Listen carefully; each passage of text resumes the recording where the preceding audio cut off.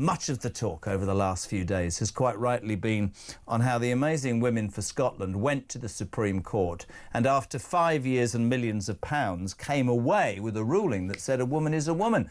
A trans woman is not a woman. A woman is a biological woman. Susan Smith, who is a director for Women Scotland, was one of those very brave women who set out to achieve that aim. And I'm delighted to welcome her. Susan, welcome to Talk Drive. How are you? Very well, thank you.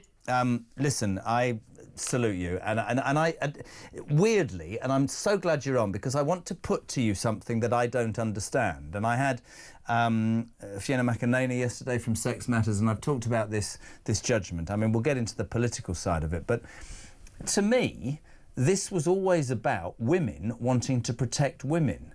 And I'd like to ask you directly, as the director for Women Scotland, I've spent a lifetime being surrounded, well, not a lifetime, the last few years, by very well-spoken, well-educated women who are always advocating women's rights. So in pure Jeremy Kyle terms, let me ask you this question.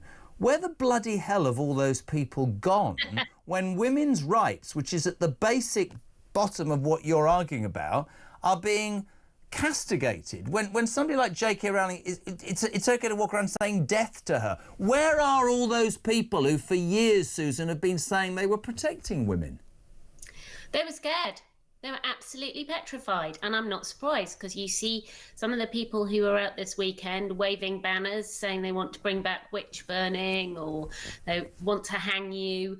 And even people who are supposedly reasonable, and I use that word very loosely, cannot bring themselves to condemn these people. And the ones who are on their side will never, ever say it was wrong. It was a Twitter exchange that I had with a journalist who really loathes us. And I said, do you think we deserve the kind of thing that is up on those placards? And his only response was, no, I would never advocate capital punishment for bigotry. So it's, so A, this idea that we're the bigots rather than the person who's intolerant of our views, but also he stopped short of a judicial process that ended in us being hung, but perhaps a bit of light flogging, I don't know, or some... And I think it's really important to explain to the viewers and the listeners what you and your colleagues went through to get to this Supreme Court ruling was really, really difficult, wasn't it? Yeah. Well, we've taken 2 judicial reviews. We had a previous one. We managed to get this concept that anybody could just declare themselves a woman. That was ruled unlawful by the court, which was brilliant. But then we had the fight on about whether a gender recognition certificate changes someone's sex for the purposes of the Equality Act. Let me ask you something actually quickly, because I saw somebody online saying that the most appalling thing about this judgment is that they said that you could just get a gender recognition. This person online said you had to live or have had one for 3 years. Is that right? No, it's actually not that difficult to get a gender recognition certificate. You have to have two years of evidence that you've apparently lived in the opposite gender, but nobody knows what that means anymore. No. So really, you just have to go and ring up your electricity company and change your... You have to get a diagnosis of gender dysphoria, but again, that's not difficult these days. I want to, if I can, I need to go to a break in a minute. Are you all right to stay and come back? Because there's so much I want to ask you. But before we go to the break, I just want to ask you this. When that moment happened, when the Supreme Court, the highest court in the land, made that judgment, were you expecting it, or was it a surprise to you and the other women in Women Scotland? It was a complete shock. Usually you get 5 days. We didn't get any notice at all because they didn't want any possibility of it leaking. So I felt sick walking in there. It was so nerve-wracking. I've seen how so many of you have been attacked, and yet the strength you've shown. I think of Rosie Duffield today. I was watching her face as Keir Starmer was sort of skewered by Kemi Badenoch.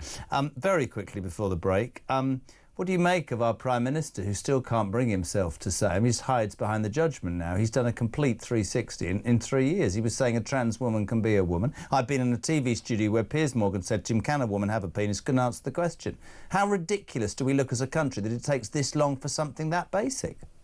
I'm glad he's accepted the ruling, but I wish politicians had the gumption to say that the earth is round and that sex is real, because that's the least we can expect of them. Please do not go anywhere. Are you okay to hang around, Susan Yeah, Smith? I'm fine to hang Director away. for Women Scotland, all about the trans debate. Don't go anywhere. Brief break and we'll be back with Susan. Don't go anywhere. Mr. 5, we're delighted to be joined by Susan Smith, Director for Women Scotland, the brave women who stood up and took the Supreme Court, went to the Supreme Court and got that judgment. We were talking before about Keir Starmer sort of begrudgingly admitting he's supported, he's hiding behind it. We heard over the weekend, Susan, I want to know what you thought about this, that there are WhatsApp groups apparently in Parliament full of messages from frontbench Labour MPs already suggesting how or when they should kick back against this judgment. I mean, that's an unbelievable side of it. I mean, it's appalling, isn't it?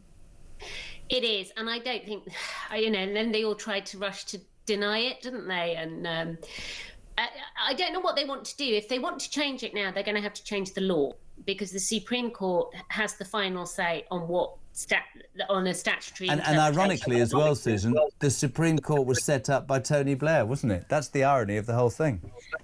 Well, I think actually, from everything I've heard, I don't think Blair will be too disappointed by this ruling. I think he's probably, and I think, to be fair to him, he used to say what he thought rather more than some of the current crop of politicians. But it's ideology, isn't it? This current crop of politicians, to coin your phrase, I don't see conviction politicians, Susan. I see people who are worried about focus groups before they open their mouth to say anything, and that doesn't resonate with a lot of people. And I think that, we started a station about common sense, right? And that's I mean, whether love him or hate him, Donald Trump, he used that. He says, "This, you like me or loathe me, this is what I'm going to do," and he's doing it. And in this country, we have politicians that don't do that. I wanted to ask you, if I could, briefly about, you touched upon it, the disruption, the marches at the weekend. I mean, I'm 60 in a minute. I find it abhorrent. You can walk around with a banner saying "Their witches kill J.K. Rowling" and everything's fine, but you can complain about migration, write a few hurty words and be in prison for 3 years. Doesn't make any sense to me.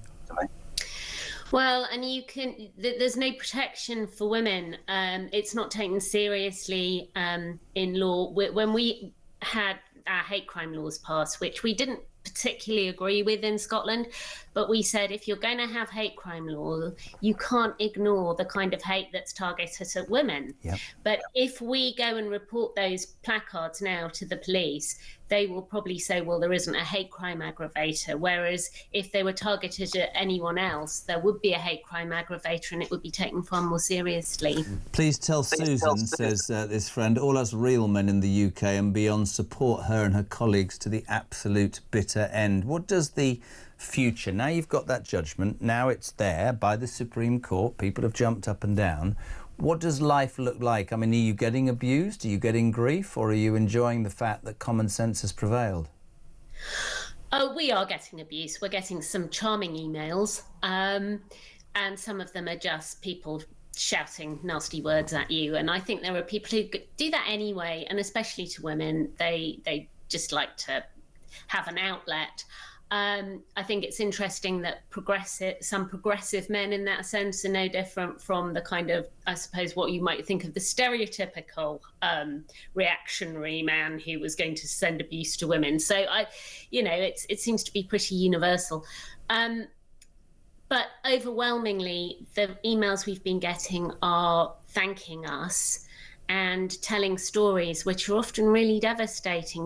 People who've been in really vulnerable situations, or family members been in really vulnerable situations in hospitals or in prisons, and who are so grateful, even if it was a bit late for some of their loved ones, which is awful. And those are really moving, and it's really good to know that we've managed to achieve that. I mean, I think that's a really important point. I think there's a lot of people whose lives have been blighted by this, and you stood up for those people. And I think that, and there's the hypocrisy again. I haven't got much time, but the very people that have hijacked the trans debate, if you like, the activists who they're all right with saying kill J.K. Rowling by abusing people and hounding them out of jobs, but then they turn around and spend their entire time saying, we're a minority, you need to treat us better. Well, what about the way you're behaving? There's hypocrisy in the argument, isn't there? And saying they're vulnerable, you know, Yeah. there was, and some of the people who were talking and being interviewed, they're not vulnerable people, and they're actually quite scary people, some of them. We're going to have to keep fighting because, as you said, there are already people wanting to push back, and we're going to have to stay here, and we will take other organisations to court if we need to, and they have our word on that. It's a real pleasure to speak to you, genuinely, and I think you're very brave. And I thought what was interesting about the ruling, it talks about women, it talks about transsexuals, but it makes that definition. It's not, everybody's categorised, and I think a lot of people need to accept that it is the common sense verdict and get on with their lives. And certainly you're right, our shifty politicians will move from foot to foot. Susan, a real pleasure to have you on the show. Thank you so much indeed. Susan Smith, Director for Women Scotland, the group that went to the Supreme Court and got that landmark ruling that said a woman is a biological woman.